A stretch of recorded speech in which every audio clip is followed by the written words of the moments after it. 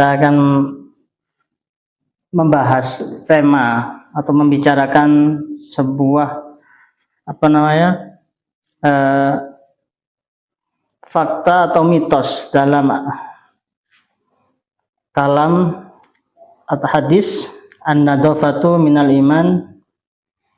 Mengapa hadis kebersihan sulit tembus ke budaya buang sampah pada siswa baik di madrasah maupun sekolah.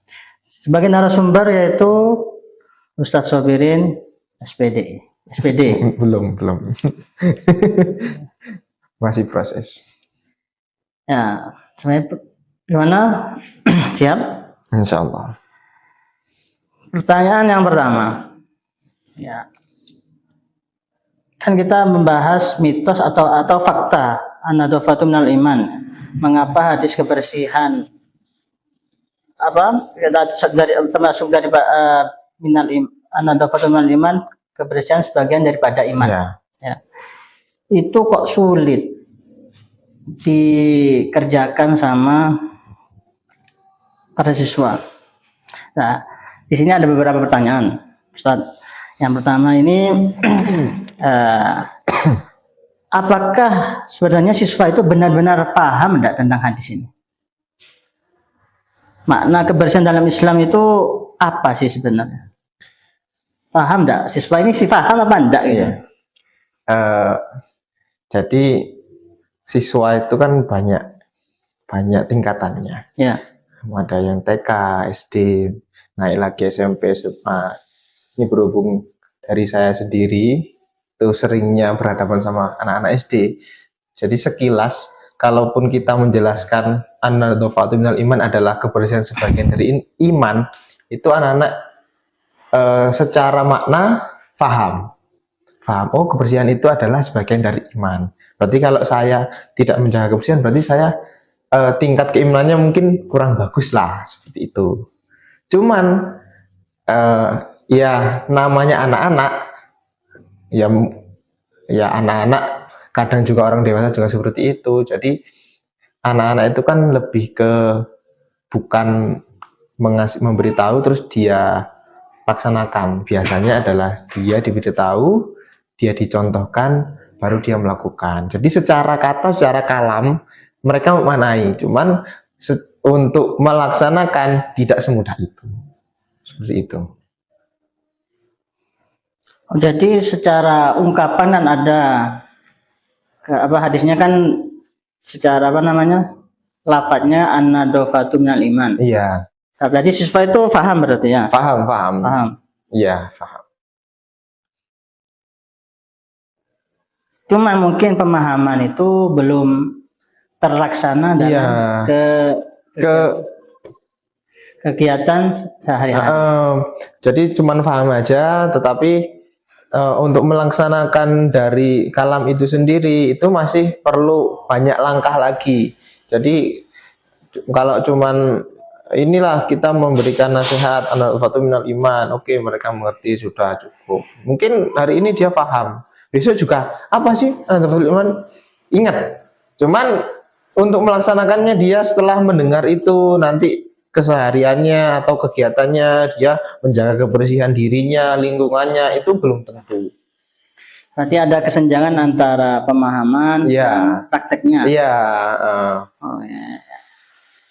Jadi kan ketika secara pemahaman mereka paham. Ya. Cuma dalam segi dalam istilah ilmu hadis itu tatbiknya kurang.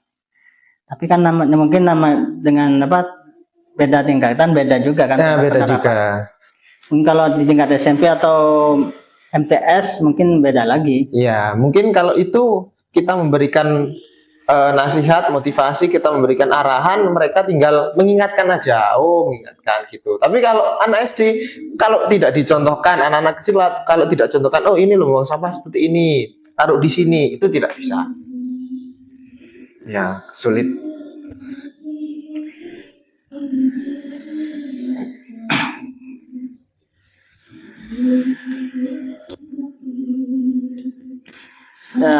Yang kedua ini pertanyaan saya, mengapa masih banyak siswa membuang sampah sembarangan meski mengetahui pentingnya kebersihan? Faktor-faktornya apa kira-kira? Kan kebersihan itu kan sebagian dari iman. Dan juga kebersihan itu memang penting. Tapi kok banyak masih? Meskipun ya sebenarnya tanpa disampaikan hadis kebersihan adalah minal iman, kan sudah kayak dari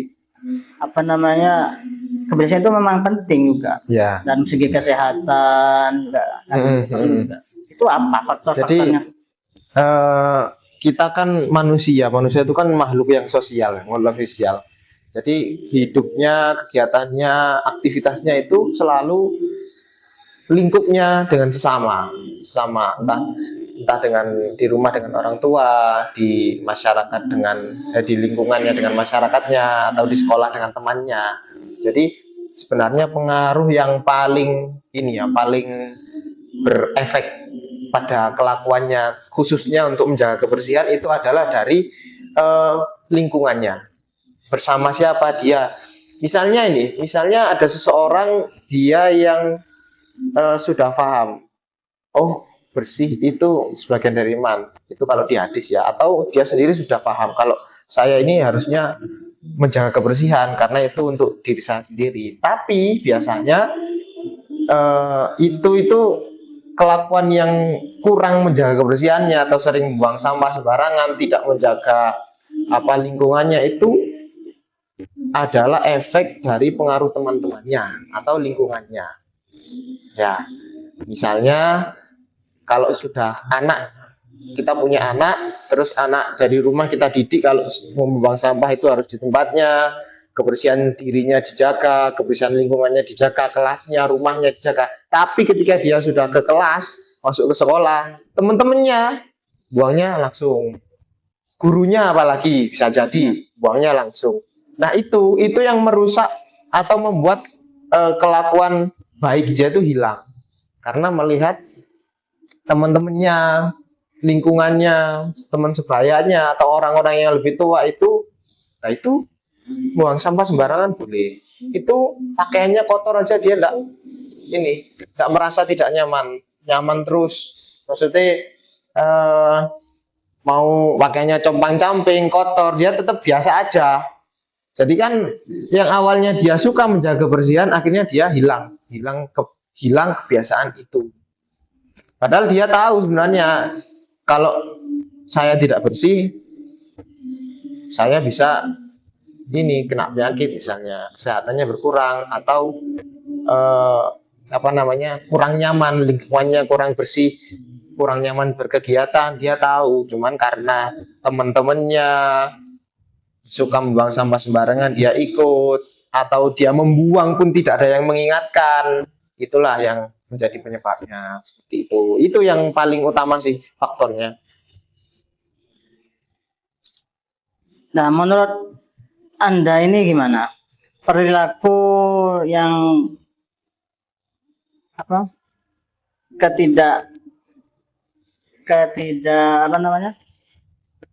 efektifannya dalam mempraktekkan hadis ini di dalam lingkungan anak-anak siswa sekolah SD ini ya. Itu lebih besar mana pengaruhnya dari antara kebiasaan atau kurangnya kesadarannya, itu pengaruhnya lebih besar yang mana? Sebenarnya munculnya kesadaran itu dari kebiasaan. Jadi kalau dia sudah biasa bersih, ya berarti dia sadar. Ya, dia sadar kalau saya memang harus bersih. Oh, ini jelek, oh ini buruk, oh ini harus bersih, oh ini saya buang sampah sembarang. Oh tidak, seperti itu. Karena kebiasaannya. Nah, kita sebagai orang yang mungkin punya anak kita atau murid-murid kita atau teman-teman kita, itu harusnya yang punya kepedulian. Jadi sebenarnya kita adalah yang paling memiliki pengaruh yang terbesar kepada orang-orang sekitar, karena tidak menutup kemungkinan bahwa dirinya tahu tapi enggan melakukan. Tapi kalau ada semangat, ada dorongan dari luar, ada dorongan dari keluarga, dorongan dari guru, dari teman, akhirnya dia bisa melakukan itu. Jadi yang pertama mungkin kita harus memberikan dia memberikan dia motivasi dulu. Kita berikan dia pengarahan bahwa kita harus menjaga kebersihan, karena kebersihan itu sebagian dari iman, kebersihan itu membawa kepada kesehatan, membawa kepada kenyamanan. Nah, itu setelah itu baru kita mencontohkan. Setelah mencontohkan, kita nanti mengingatkan, saling mengingatkan. Nah, kalau sudah seperti itu, insya Allah seseorang itu sudah bisa menjaga kebiasaan untuk menjaga kebersihan dan juga sadar bahwa kebersihan itu sebagian dari iman. Ya, seperti itu ya. Jadi lebih condong kepada kebiasaan berarti. Iya, kalau menurut saya kebiasaan sih, karena kalau cuman diberikan ilmunya atau diberikan pengertiannya, kalau tidak dibiasakan, tidak diingatkan, itu tidak dicontohkan, itu kurang berpengaruh. Apalagi anak zaman sekarang, mesti melihat orang tuanya, melihat temannya, melihat lingkungannya. Kalau kadang bisa jadi seperti ini. Ada sebuah kasus juga seperti ini. Misalnya ada anak yang sudah diberikan kebiasaan, sudah diberikan pengertian, dia paham, dia sadar betul bahwa bersih itu sebuah keharusan, menjaga kebersihan diri, kebersihan lingkungan. Misalnya dia sekarang selalu membuang sampah di tempatnya, terus semua temannya, kebanyakan temannya ini membuang sampah sembarangan. Akhirnya keluar dari mulut temannya, oh kamu sok suci. Kan ada yang seperti itu. Kamu sok suci. Gitu aja kok dipermasalahkan, gitu aja kok buang sampah, teman-temannya juga buang sampah biasa aja. Akhirnya dia kena mentalnya, diolok-olok seperti itu. Akhirnya yang awalnya dia suka menjaga kebersihan hilang, enggan, karena teman-temannya dalam hal-hal baik pun malah diolok-olok seperti itu. Jadi kadang kejelekan itu mudah mengikuti, tapi kalau ada orang yang satu baik, itu sulit yang lain ikut baik, gitu kan biasanya gitu. Ya, kebusukan itu mudah menyebar, tapi kalau kebaikan sulit. Salah satunya seperti itu. Tapi kalau kita yang baik juga punya ikhtiar, punya ini, insya Allah bisa.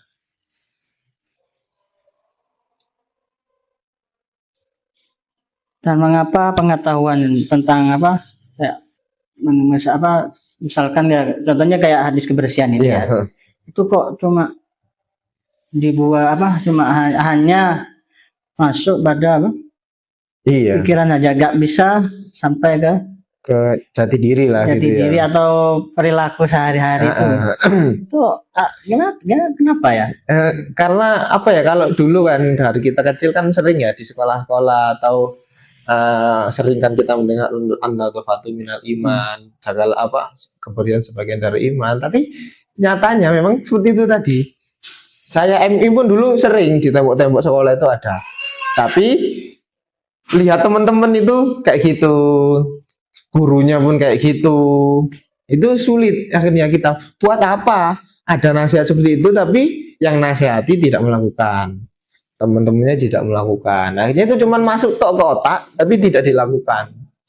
Andaikan kok guru itu melihat terus, misalnya nih teman-temannya ini dibuat peraturan, misalnya gurunya buat peraturan untuk temannya, ayo buang sampah di tempatnya atau jaga kebersihan, kebersihan tubuhnya, kebersihan lingkungannya. Nanti kalau misalnya ada temannya buang sampah sembarangan, laporkan. Gitu. Insya Allah kalau seperti itu anak-anak itu jadi sadar. Oh ini loh maknanya dari hadis itu, maknanya dari kalam itu. Akhirnya kalam itu tidak hanya masuk ke otak tapi masuk ke perilaku.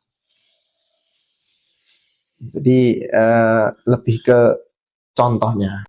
Yang pertanyaan ketiga ini maksudnya seberapa besar pengaruh lingkungan terhadap budaya kebersihan siswa? Makanya bukan hanya di lingkungan sekolah, tapi juga di lingkungan keluarga ataupun di ya di luar sekolah lah intinya. Jadi sebenarnya ini secara inti sama ya, sama.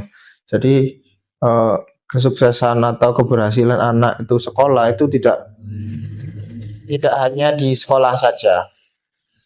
Jadi misalnya guru kita sudah mencontohkan, memberikan contoh yang baik, memberikan nasihat yang baik, tetapi di rumah kok orang tuanya melakukan hal yang sebaliknya, itu untuk anak-anak malah diremehkan. Semua hal seperti itu, tidak hanya menjaga kebersihan, meskipun belajar. Misalnya kita sebagai guru di sekolah sudah berusaha keras mendidik anak, tapi di rumah orang tua malah tidak ada usaha untuk membantu anaknya dalam belajar, hanya disuruh nge-game aja, misalnya diberikan HP, akhirnya apa yang diberikan guru itu hilang di rumah, kembali lagi ke sekolah hilang juga. Makanya kalau dalam kasus ini, jadi orang tua, guru di sekolah, di rumah, di lingkungan itu semua harus punya punya kerjasama yang baik, punya efek yang baik, punya contoh yang baik. Di sekolah kita mencontohkan ini, mencontohkan tentang kebersihan itu, di rumah juga iya, di lingkungan juga iya. Makanya lingkungan itu sangat mempengaruhi. Jadi kalau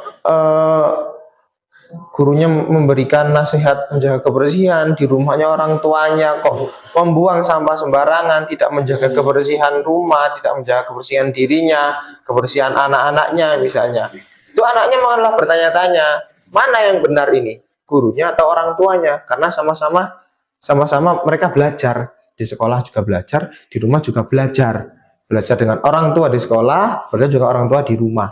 Nah, dengan dua hal yang berbeda ini, mereka malah bertanya-tanya mana yang benar, buang sampah sembarangan atau tidak, menjaga kebersihan atau tidak. Itu. Jadi kalau mau hal itu masuk ke perilaku, masuk ke dalam dirinya, kebiasaannya, maka orang tua dan guru dan orang tua itu juga harus saling mendukung. Lingkungan juga bisa. Jadi kalau misalnya lingkungannya kok kotor, lingkungannya kok orang-orangnya tidak peduli dengan lingkungan dengan kebersihan lingkungannya, kebersihan dirinya misalnya, maka itu juga mengurangi kepercayaan terhadap apa yang disampaikan oleh gurunya. Seperti itu. Tapi menurut Anda ini gimana? Pengaruh yang paling besar, ya, lingkungan keluarga kah, atau sesama teman sebaya, atau dari gurunya, atau mungkin orang-orang kayak tetangga? Itu paling besar pengaruhnya itu yang mana? Menurut saya yang paling besar, setiap orang berbeda-beda, tergantung lebih lama di mana dia berada. Lebih lamakah dia di rumah, lebih lamakah dia di sekolah, lebih lamakah dia di masyarakat, gitu. Jadi kalau di sekolah dia dibiasakan terus, kita kan guru mengingatkan terus, akhirnya dia pengaruhnya lebih condong ke sekolah. Tapi kalau di sekolah hanya sebentar, di rumahnya dia lebih lama, maka yang paling berpengaruh adalah orang tuanya, karena dia lebih sering dengan orang tuanya. Masa iya orang tua tidak memperhatikan anaknya? Kalau gitu beda lagi. Ya, jadi lebih sering dia berinteraksi dengan siapa, maka itulah yang paling besar pengaruhnya. Ya, kalau di sekolah sama temennya, ya itu yang paling besar. Temennya ngapain, biasanya dia ikut, karena orang itu mudah ikut. Manusia itu mudah ikut, kebaikan maupun kejelekan. Jadi dia sama siapa, ya biasanya kelakuannya mirip gitu kan, sama temannya mirip. Kalau dia sering sama orang tuanya, diberikan contoh-contoh yang baik, kelakuan-kelakuan yang baik, ya dia lebih suka yang baik juga, karena dia sering sama orang tuanya. Kan sekarang ini di sekolah, mungkin yang di kabupaten belum ya, yang di perkotaan itu kan sekolahnya itu kan full day. Berarti kan agak lebih lama di sekolah. Iya. Jadi kadang kalau seperti itu malah condong ke sekolah. Jadi apa yang di sekolah dibawa ke rumah. Sering loh seperti itu. Ada anak yang di rumah itu awalnya sebelum sekolah itu dia dididik seperti ini, masuk sekolah pulang beda beda, kebiasaannya beda, ikut sama teman-temannya, omongannya ikut, kelakuannya ikut, sing diajar sama orang tua itu hilang wis, karena dia sering di sekolah, sering sama teman-temannya, lupa kebiasaan yang lama. Orang tua juga sering bertanya-tanya, loh ini kok seperti ini, kenapa dulu saya ngajarin seperti ini kok sekarang seperti ini, loh karena memang kebiasaannya lebih lama di sekolah sama teman-temannya. Nah kita sebagai orang tua juga harus punya solusi yang bagus. Bagaimana caranya? Karena memang dunianya sudah dua. Kalau dulu kecil di sekolah dulu kecil di rumah sekarang kan sudah ada dua nih. Bagaimana cara menyikapinya? Itu juga harus memberikan arahan yang benar. Gitu. Jadi kalau misalnya full day lebih sering ketemu sama teman-temannya, pasti dia lebih berpengaruh sama teman-temannya. Apalagi di kota-kota orang-orang tua itu sudah kerja dari pagi sampai sore, pulang sudah capek, anak-anak dikasih HP, wis pengaruhnya dari temen, dari HP. Gitu. Malah orang tua wis pokoknya anaknya meneng, anaknya gak ganggu istirahat misalnya. Gitu untuk selesai.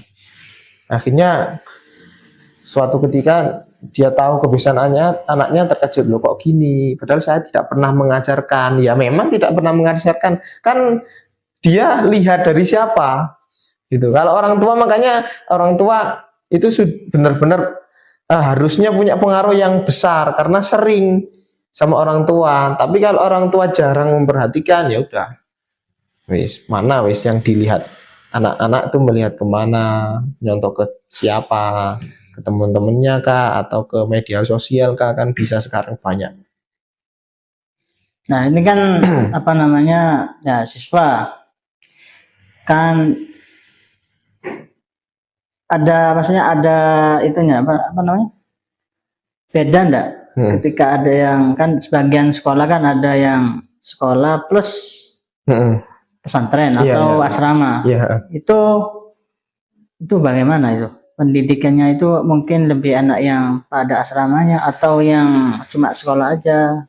Kan ada gitu. Iya, ada plus minusnya sih, ada plus minusnya. Kalau orang tua itu sudah pasrah misalnya ke lembaganya, pasrah pendidikannya. Tapi kita sebagai orang tua misalnya kalau mau menempatkan anak kan juga harus pikir-pikir, ini bener apa enggak? Ini contohnya bagus apa enggak? Ini hasilnya bagus apa enggak?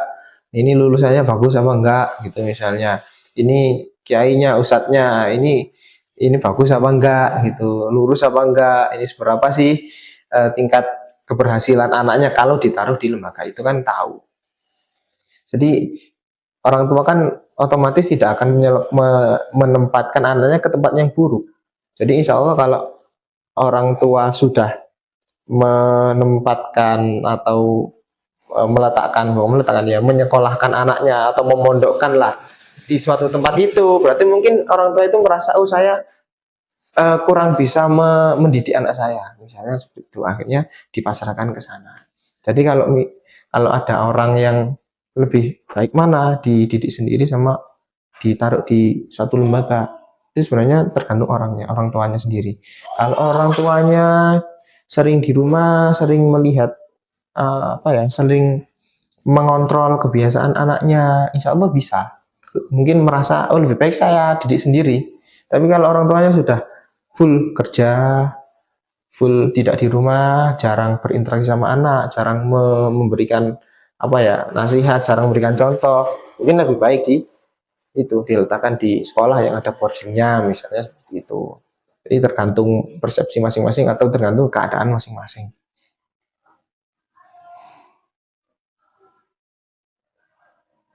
Menurut Anda, apakah upaya dari sekolah, contohnya ya sekolah di tempat Anda sendiri ngajar itulah, itu apa sudah efektif mungkin dari segi program atau mungkin ada kendala misalkan, atau ada harus memberikan sanksi bagi yang tidak mematuhi, atau juga memberikan apresiasi sebagai penghargaan kepada yang mungkin yang memberi teladan kebersihan. Itu gimana? Jadi alhamdulillah di sekolah atau di lembaga yang saya ini ya, tempat saya untuk mengajar itu sudah anak-anak alhamdulillah sudah secara garis besar mungkin 90% itu sudah tahu kalau saya harus membuang sampah di tempatnya, saya harus menjaga kebersihan. Karena kami juga selalu mencontohkan, mengingatkan, memberikan nasihat. Itu selalu berkala. Selalu. Misalnya di kelas pun kita juga mengecek nih kalau ada yang tiba-tiba buang sampah sembarangan, kalau kami ya ada aturan, kalau tahu dia buang sampah 1, malah dia akan kami hukum untuk mencari 7 sampah.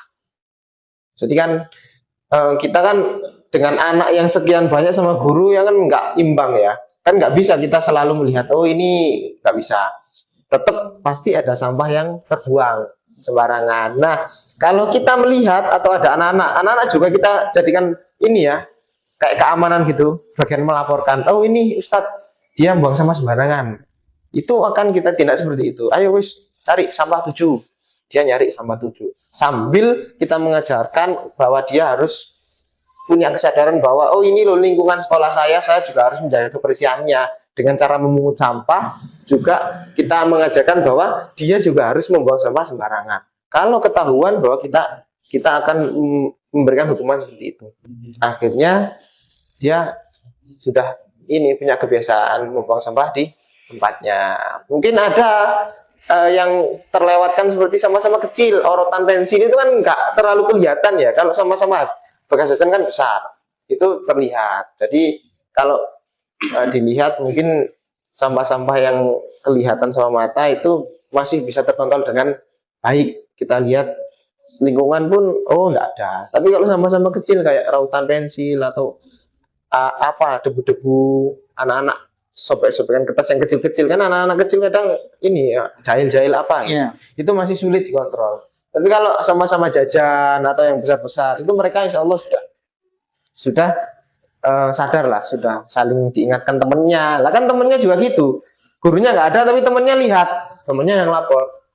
Akhirnya anak kita panggil, ayo cari sampah 7. Terus sampahnya 7 juga disampaikan ini 1, 2, 3, 4, 5, 6, 7 buang selesai. Gitu. Terus nggak membuang sampah aja, misalnya terlambat, misalnya dia nggak tertib sama hal ini, kita juga